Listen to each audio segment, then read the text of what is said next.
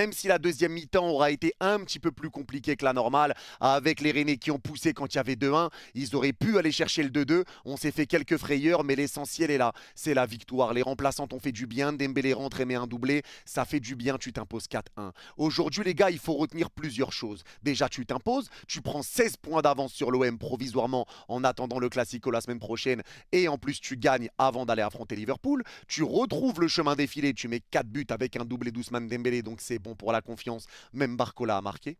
Très bon pour la confiance, tu n'as pas de blessure et tu as pu faire tourner ton effectif parce qu'il y aura seulement 3 joueurs qui vont être titulaires contre Liverpool qui ont été titulaires ce soir.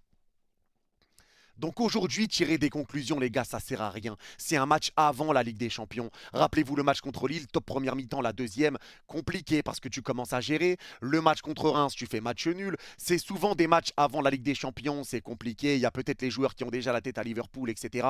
Donc aujourd'hui, tu as senti que c'était un PSG à 10% de ses capacités. Et malgré ça, un PSG qui a roulé sur cette équipe rennaise. Parce que la première mi-temps, il n'y a pas photo. C'est une équipe rennaise qui reste bien en place, qui reste bien en bloc et le PSG garde le ballon. Et sans forcer ton talent, tu arrives à être dangereux, tu arrives à te créer des situations, tu presses partout, tu récupères les ballons, tu arrives à bien combiner et tu mets 88% de possession de balle à Rennes en première mi-temps. Ou un truc comme ça, 80 ou 88, tu les éteins littéralement en première mi-temps, sans forcer ton talent. Et en plus, tu vas ouvrir le score avec un but de Bradley Barcola.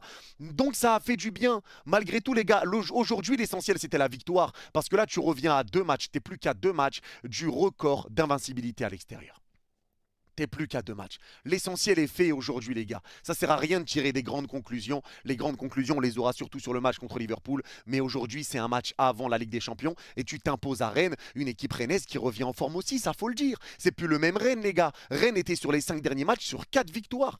4 victoires sur les 5 derniers matchs, les Rennais. Et en général, Rennes, c'est une équipe qui nous pose problème. Aujourd'hui, tu les tapes 4 buts à 1. 4-1. Et ta première mi-temps, tu domines largement. C'est une première mi-temps où t'es pas hyper dangereux, mais tu gardes la balle, t'es serein, t'as marqué, tu te donnes un peu d'air, tu respires un petit peu, t'as ouvert le score, t'es tranquille, tu te gères. C'est un match tranquille, tranquille, ça sert à rien de se prendre la tête et ça sert à rien de se monter le crâne sur certaines choses qui ont pu se passer, notamment en deuxième mi-temps. Mais sur cette première mi-temps, c'est un PSG tranquille à 10% de ses capacités. Ça suffit pour asphyxier Rennes et ça suffit pour entrer au vestiaire avec un but d'avance, avec un but de Barcola sur une passe de Doué. C'est tout.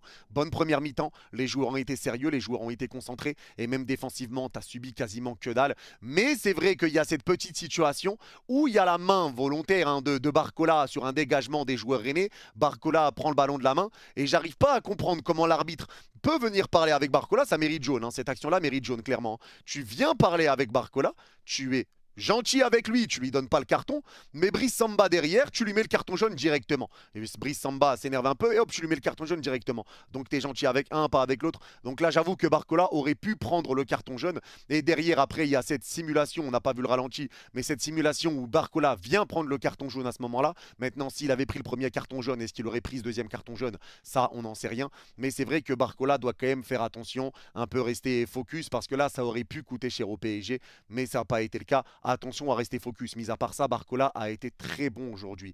Dans cette deuxième mi-temps, tu reviens pareil et tu arrives à marquer très rapidement, à mettre le 2-0 et t'encaisses le 2-1 très vite et encore une fois sur un coup de pied arrêté. Les coups de pied arrêtés, encore une fois, on sait que c'est pas notre point fort. On prend encore un but sur coup de pied arrêté. Le pire, c'est qu'il est touché par 2 Rennais avant de rentrer, avant même qu'un Parisien le touche. Donc tu prends le 2-1 et à partir de ce 2-1, ça a été compliqué. On a subi 20-25 minutes où les Rennais enchaînaient, les Rennais gardaient la balle, nous on n'arrivait plus à se relancer et tu sentais qu'il y avait une défense qui avait du mal, avec un Lucas Hernandez qui avait un petit peu de mal, avec un Warren Zaïre-Emery qui a joué pas à son poste, il a joué latéral droit, avec un Beraldo qui a eu du mal lui aussi en deuxième mi-temps, il a fait une relance qui aurait pu coûter très cher, heureusement qu'il dévie la balle derrière parce qu'il dégage mal, ça revient aussi mettre la frappe, il la dévie et c'est capté par Savonov. Heureusement Beraldo a eu un petit peu de mal. Maintenant Beraldo, je rappelle que c'est ni un latéral gauche, ni un défenseur central droit, c'est un défenseur central gauche. Je tiens à le rappeler. Donc Beraldo a eu du mal aujourd'hui, Beraldo passe à côté de son match aujourd'hui, mais ça arrive. Ça arrive les gars, tranquille. tranquille, il est jeune, il joue pas beaucoup, il joue à un poste qui n'est pas le sien. Tranquille les gars, parce que quand Beraldo joue à son poste, moi je le trouve bon. Je le trouve bon quand il joue à son poste. Maintenant, il n'a pas le niveau pour être un titulaire au Paris Saint-Germain, il n'a pas le niveau pour jouer titulaire en Ligue des Champions, ça on est d'accord sur ça. On est d'accord, peut-être qu'un prêt lui ferait du bien si tu récupères un autre défenseur central, mais c'est vrai qu'aujourd'hui, il passe à côté de son match, le bon vieux Beraldo. Il passe à côté, il a eu du mal. À partir du moment où Rennes a commencé à pousser, là ça a été compliqué. Mais t'es pas aidé non plus par un Warren Zaïre-Emery sur le côté droit qui joue à un poste qui n'est pas le sien. Parce que Warren joue à droite pour pouvoir faire reposer Hakimi, ça il faut le rappeler. Il faut le rappeler, les gars, c'est que défensivement, il n'y a pas que Beraldo, il y a beaucoup de choses qui ont changé. Lucas Hernandez, Warren à droite, donc Beraldo doit aussi faire avec les flottements défensifs de Warren. Beraldo aussi a eu des flottements défensifs, des relances un petit peu ratées. Donc Beraldo passe à côté de son match, ça c'est clair, il aurait pu coûter cher, il aurait pu nous coûter un but et nous coûter l'égalisation. Ça c'est une réalité. Mais maintenant, c'est une deuxième mi-temps où le PSG, eh ben, il s'est fait avoir. Le PSG a essayé de se gérer, le PSG est resté en place et tu avais besoin de faire des changements parce que Rennes a commencé à pousser. Rennes a joué très bas en première mi-temps. Deuxième mi-temps, 2-0, ils ont mis ce 2-1. À ce 2-1, ils sont sortis. Ils ont sorti, ils ont poussé et on a eu du mal à ressortir les ballons. Parce que défensivement, c'était compliqué. Mais derrière, tu fais des changements et ces changements te font du bien. Tu fais des changements avec l'entrée de Kvaratskhelia, l'entrée de Dembélé, l'entrée de Vitinha, l'entrée d'Achraf Hakimi, l'entrée de Nuno Mendes. Ces changements-là, tout ça, ça te fait vraiment du bien. Et tu le ressens directement dans l'effectif. Ça a fait du bien, tous ces changements. Et l'entrée de Kvara a été une entrée stratosphérique. L'entrée de Kvaratskhelia, elle a été juste exceptionnelle. Et regardez-moi ce contrôle. Kvaratskhelia aurait dû terminer encore une fois avec des stats ce soir. Il aurait dû terminer avec une passe D, il aurait dû terminer avec un but, mais ça a été gâché parce que Ousmane Dembélé prend mal le ballon. Bon, après, c'est un peu dans son dos tout ça, mais Kvaratskhelia fait une top entrée. Et c'est pour ça, après, certains vont dire ouais, mais regarde, il a pas staté, il a pas marqué, il a pas passé, donc il a été nul. La passe qu'il met à Hakimi pour qu'Hakimi resserve Dembélé, l'ouverture qu'il met, elle est juste exceptionnelle. Elle est juste exceptionnelle. Le pressing qu'il fait pour récupérer le ballon, partir en contre et il resserre Dembélé. Dembélé, c'est un petit peu dans son dos, donc il la prend mal. Il aurait dû la laisser à Désiré Doué qui aurait poussé le ballon dans le but vide. Il n'y avait plus qu'à le pousser, mais c'est raté. Il aurait dû terminer avec une passe D aujourd'hui, Kvara, parce que la passe qu'il envoie à Hakimi, mon Dieu, la passe. Mon Dieu, la passe. Mais quel joueur. Quel joueur Kvara. Et ça fait plaisir parce qu'il a fait une top perf contre Liverpool. Là, il fait une top entrée ce soir. Et il va être titulaire à Anfield. Ça, c'est clair. Ça, c'est clair et net. Top entrée de la part de Kvaratskhelia. Il a fait vraiment une très bonne entrée. Barcola, je l'ai trouvé bon aujourd'hui. Lui aussi, il arrive à retrouver des stats. Buteur, plus passeur pour Gonzalo Ramos. Donc lui aussi, ça fait du bien. Même si, attention à se canaliser sur certains gestes, sur certains faits. Attention quand même à Bradley Barcola. Désiré Doué fait une top performance aussi aujourd'hui. Et Désiré Doué, les gars, moi, ça me choque à quel point il est trop fort. Ça me choque parce que ce joueur-là, ça se voit qu'il prend du plaisir dans le PSG. Ça se voit qu'il s'éclate au PSG. Il arrive à allier combinaison, il arrive à allier jeu d'équipe avec juste du football plaisir, du football champagne. Ses contrôles, ses prises de balles, ses dribbles. Il est à l'aise, il est en confiance. Le match de Désiré Doué aujourd'hui a été monstrueux. Il a fait des retours défensifs, il a été dangereux offensivement, il a ramené du jeu vers l'avant, il a fait des différences par les dribbles, il a porté le ballon, il l'a ramené vers l'avant. Il y a eu une très bonne entente avec Mayoulou. Aujourd'hui, Désiré Doué fait une top perf. J'ai vraiment aimé le match de Désiré Doué. C'est une dinguerie. Il est trop fort et il le confirme encore ce soir. Et c'est pareil pour Mayoulou. Mayoulou, un joueur que j'aime beaucoup. Mayoulou a marqué encore une fois beaucoup de points aujourd'hui. De toute façon, il déçoit très rarement quand il joue. C'est Ni Mayoulou. Et je pense qu'il va rentrer petit à petit vraiment dans une vraie rotation dans cette équipe parce que Mayoulou est très à l'aise. Balle au pied, c'est un bowler, Mayoulou. C'est un bowler. Aujourd'hui, Mayoulou a été très bon lui aussi dans ses passes, dans ses combinaisons. C'est lui qui dit à Désiré Doué de lancer Barcola sur le but et pas de lui redonner à lui. Il dit de lancer Barcola. Il le lance, ça donne le but. Il a été bon dans son pressing, dans ses récupérations, dans ses combinaisons avec les coéquipiers, dans son jeu vers l'avant, dans ses conservations de balles quand il est sous pression.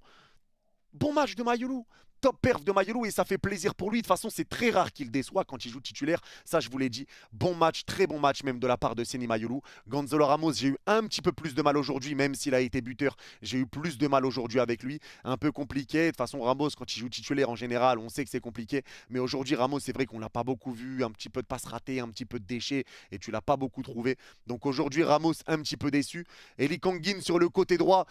Lee Kang-in, Encore une fois, les gars, Lee Kang-in, le problème, c'est que je trouve que sur le côté droit, ça apporte pas grand-chose. Lee Kang-in va prendre la balle, il va essayer de dribbler, il va passer personne, il va repartir derrière. Lee Kang-in fait beaucoup ça. Quand on est dans la moitié de terrain adverse et qu'on est très haut, Lee Kang-in ne sert à rien. Mais quand on est dans notre moitié de terrain, que tu resserres Lee Kang-in au milieu de terrain et que Lee Kang-in oriente le jeu, là, Lee Kang-in est bon. Donc le problème, c'est le placement de Lee Kang-in. Si tu le mets au milieu de terrain et que tu arrêtes de le mettre à droite, je pense que Lee Kang-in va faire des bons matchs. Parce que Lee Kang-in est bon quand il s'agit de relancer les ballons vers l'avant. Quand c'est lui qui doit faire des différences sur le côté, il repart tout le temps derrière. Il a la balle, il essaye de dribbler, ça passe pas, il repart derrière. Il fait tout le temps ça. Moi, je pense vraiment que c'est juste une question de placement pour Lee Kang-in. Mais aujourd'hui, pas fan du match de Lee Kang-in sur le côté droit. Il y a eu beaucoup de retours en arrière. Et c'est ça le problème qui s'est posé. Mais João Neves, encore une fois, te fait une performance de zinzin. Ce type est un clébard. Ce type est un clébard. Il court partout. C'est une dinguerie comment il récupère tous les ballons.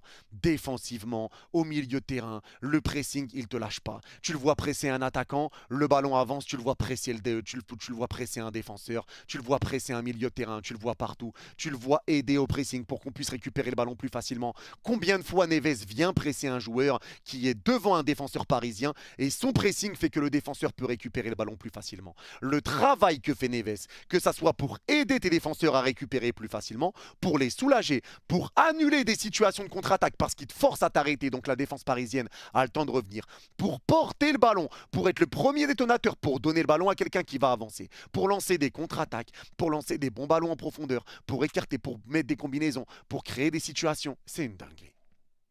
Neves top performance et vraiment Neves est très sous-coté. Je trouve qu'on n'en fait pas assez les gars avec Neves parce que la saison qu'il est en train de pondre c'est une top saison. Il a été monstrueux aujourd'hui. C'est une dinguerie à quel point il réunit énormément de qualité. C'est incroyable. C'est incroyable. Neves te fait une top performance aujourd'hui. Et encore une fois, hein, même si la deuxième mi-temps dans la globalité du PSG, ça a été plus compliqué, je le répète, c'est un match avant la Ligue des Champions, les gars. L'équipe a tourné tranquille. L'essentiel, c'est la victoire. Ça sert à rien de se prendre la tête sur ce genre de match où tu fais tourner, etc. Ça sert à rien.